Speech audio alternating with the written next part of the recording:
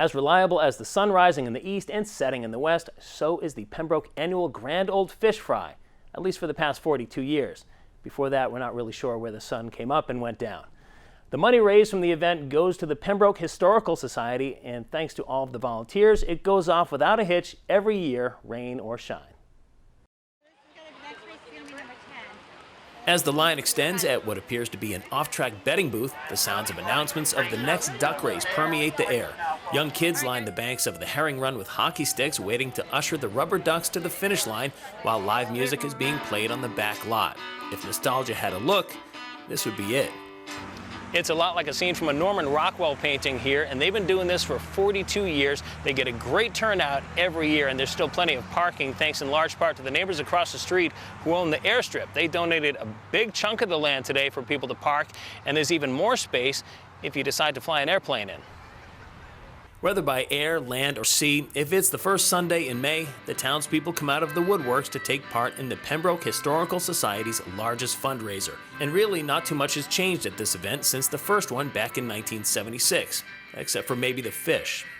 It started very simply 42 years ago with Bobby Hackett from Bobby Hackett's restaurant that used to be down on Route 53. He was out here in his chef whites and he was frying up herring that they would catch right out of the herring run here. But now things have expanded and we can't get the herring anymore. So now we have adapted and we're selling fish cakes and hot dogs and hamburgers. And then, of course, there are the duck races, which have been a huge draw since they first started doing them over 20 years ago.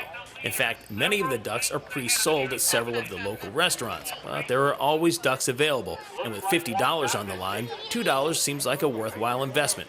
Everyone here helping out is doing it voluntarily, whether it's the balloon stand, Peter and Marie serving up lunch, the folks from the Fork in the Road cooking up burgers and dogs and frying the fish, or even the local kids doing some face painting.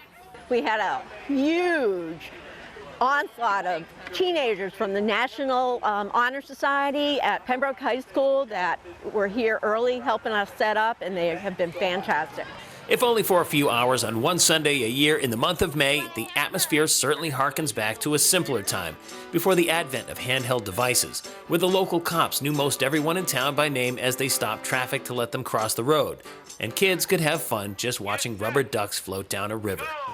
This is just family fun, good old-fashioned family fun, and that is our biggest goal, and we could not do it without all of the volunteers that are here at 8 o'clock in the morning setting it up, and also with the support of the town. Particularly this year, because we had all the horrible storms this winter, there were about 20 trees behind me that were down, and that whole back area was just covered in trees.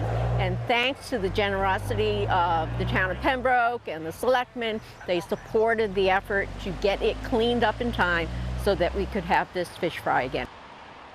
In Pembroke, reporting for PCN, I'm Brian Sullivan.